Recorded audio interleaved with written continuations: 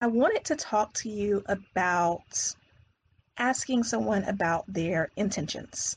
So, when it comes to this idea of, often hear women talk about, if you want to know whether or not a man is serious, then you need to just go ahead right off the top and ask him, what are your intentions with me?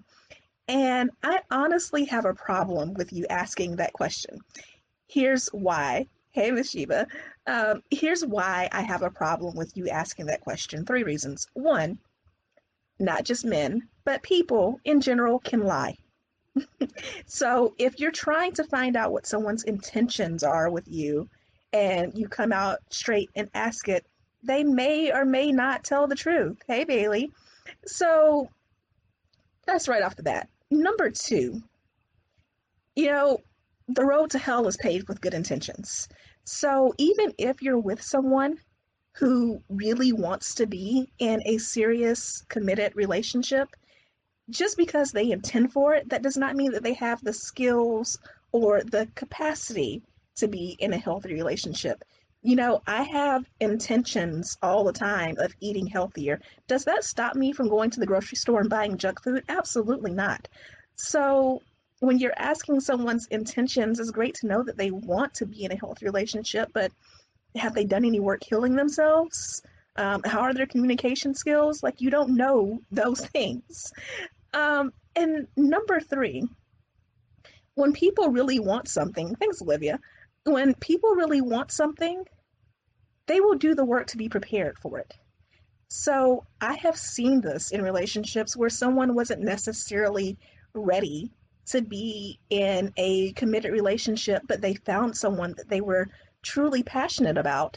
So they got ready, they did the work, they worked on themselves. So they may not have gone into that relationship with the intention of being in a serious relationship, of being in marriage, but they did the work and got there.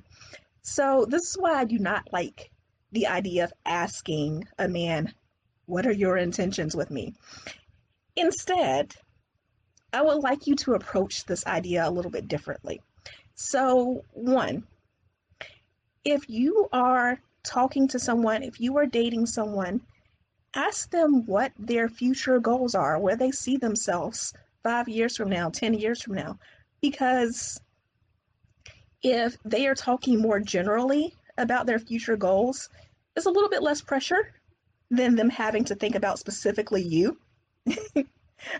You're asking what if it goes both ways, as in if you're a woman and you're not intending to be in a serious relationship, you should say that. If you are looking to just date around, to just have fun, to work on your dating skills, there's nothing wrong with those things. You should say it. And hopefully your partner does too. Whoever you're talking to, they do that as well.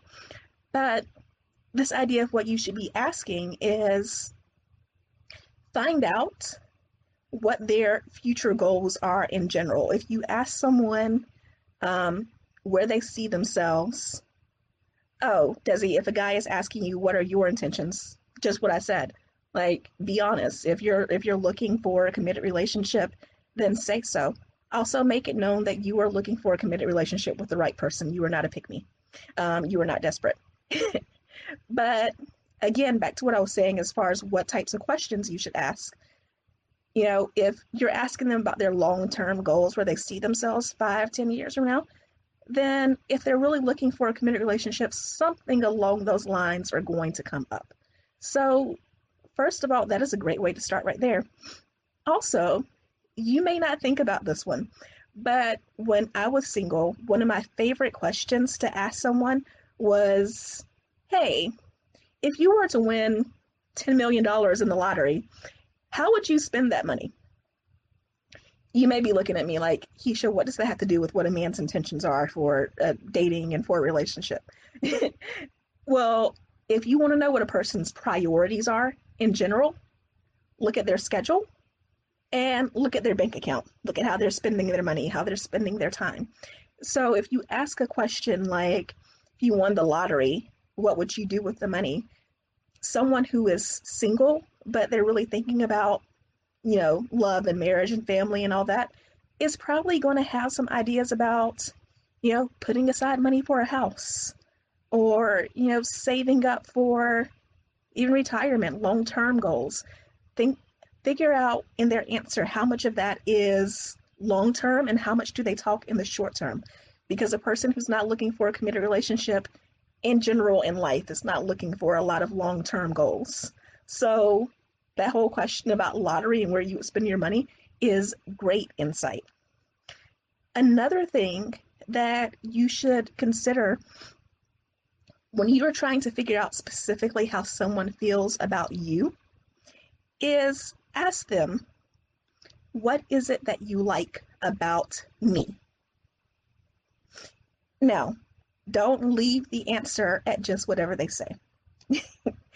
Because if you've ever gone on any date, if you've ever talked to anyone for any period of time, you already know what the answer is going to be. It is going to be something along the lines of, well, you're pretty, you're smart, you're funny, so you already know what that answer is going to be.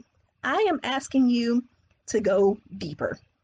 So if you are talking to someone and you are trying to figure out how interested they are in you, ask them, what is it that you like about me?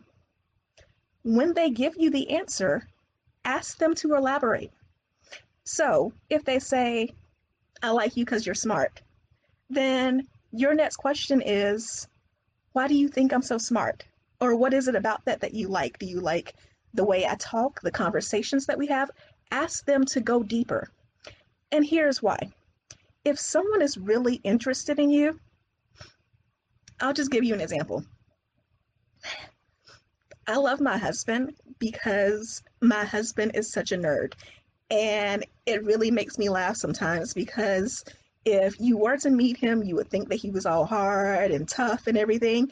But when you really get to know him, you find out that one, he is a softie, and two, he is a colossal nerd. He loves anime. He loves all these, he has all these collectibles. So he just, like, he has all these things that he does that, like, he geeks out on that I find really funny. He's really into, like, the History Channel, just different things like that. Do you see how I elaborated about my husband and his nerdiness? The more a person is interested in you, the more they can elaborate. So if you ask someone, what is it that you like about me? And they say, you're funny. And Desi's asking, what did I just say? So I was saying that the more that someone likes you, the more that someone is interested in you, the more they can elaborate. So if you ask someone, what is it that you like about me? And they say, oh, I like you because you're funny. And you say, what makes me so funny? And their answer is, oh, like, you're just funny. You just make me laugh. Then they have some interest in you, but not a whole lot. If you ask them, what is it that you like about me? And they say you're funny, and you say, what is it about me that is so funny? And they start talking about specific jokes that you've told, or they start saying, like, your sense of humor is just, like, really quirky. I've never heard anyone make jokes like that. Or, you're just really sarcastic, and I love that. I love that you don't mind, like, going there. I love that you have a dark sense of humor. Or, you don't mind making fun of yourself. Like, you just go with the flow. If they can elaborate, they're more interested in you. If they can't, they're less interested in you. So Olivia's asking, when do you ask a question about that? So Olivia, when it comes to dating and relationships, and I'll answer your question, Desi, in a second. But when it comes to dating and relationships, you have to remember that at the end of the day, dating is data collection. So the purpose of a first date is to find out whether or not you are interested enough in the person to have a second date. Purpose of a second date is to find out if there's enough interest to have a third date. So if you've gotten to dates 1, 2, and you're seeing that you're kind of interested in them, then yeah, they should also have similar interest in you at that point. So by the time you're getting to date 3, 4, you should have had enough text conversations, enough phone conversations, enough FaceTime with each other to say, yeah, I'm interested in you, and I can say why I'm interested in you. Therefore, you should be able to explain why you're interested in me. And Desi's asking, what if you aren't good at making jokes? So I just use sense of humor as an example. But whatever the person says that they like about you, they should be able to elaborate. So if they say they like you because you're so smart, they should be able to say, I'm really impressed by all of your degrees. You said such and such, and it just made me really think. That conversation that we had, it just got me thinking all day. They should be able to elaborate on what it is they find about you that is so interesting. So I didn't want to hold you guys very long, but just to recap, I am not a fan of asking, what are your intentions with me? Because people lie. Because people can have good intentions and not good follow through. And because someone who is really interested but wasn't necessarily prepared for that will get prepared. What I am a fan of instead is asking better questions. So ask if they won the lottery, like where would they spend their money? Because that's a good idea to see their priorities. Ask a question like, if, what is it that you like about me? And ask them to elaborate, because the more detail they can give you, the more interest they have. The less detail they can give you, the less interest that they have in you. And don't take that personally. So, Desi, if you say that someone's told you that you need to be more interesting, you can always work on your conversation skills, because that is a skill. Um, you can always do things like, I recommend signing up for something like The Skim or CNN 5 Things. Those are like newsletters that give you a brief on like topics of the news. Get a hobby, find things that you're interested in, and find things that you're passionate about. So, you can always make yourself more interesting. You can always work on your conversation skills. Um, at the end of the day, though, the right person for you is going to find you interesting. Read my eyes. I've been told I'm low energy because I'm a peaceful person, but I love myself regardless of what people think, and being calm doesn't mean I have low energy. Absolutely not. But you are going to have to think about where you're meeting people. Finding people who are also kind of calm and chill, you need to surround yourself with that type of environment. So, um, going to the club, for example, I mean, I know nobody's going to clubs right now because of Rona. I hope nobody is going to clubs right now because of Rona. Um, but obviously, you're not going to find a lot of low vibe, low energy, quiet people there. You're not going to find a lot of quiet people at most concerts. So you have to think about, where do you like to hang out, and where would you find people who kind of match your vibe, who kind of match your energy? Um, because that's really a major part of finding the right partner, is putting yourself in the right environment. So it is so important that you put yourself in the right environment in order to find the right partner. And Desi, yes, I get struggling with people pleasing. Um, we're going to be talking about that soon. um, I'm going to be doing a course on it. You'll hear more about that soon. But also in my lives, my content, we're going to address that. So just stay following me. But anyways, I wanted to just come on here and talk about how important it is to make sure that when you're asking these questions about, what is someone's intentions for you?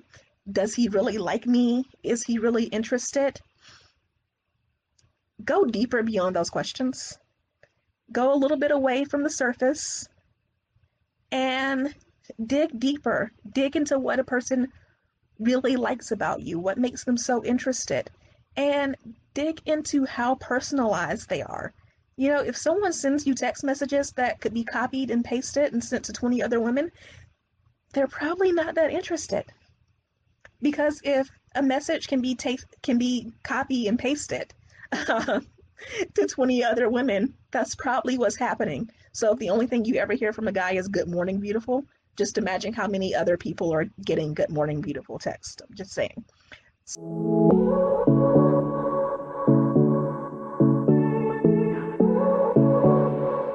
podcast is brought to you by Contessa Digital.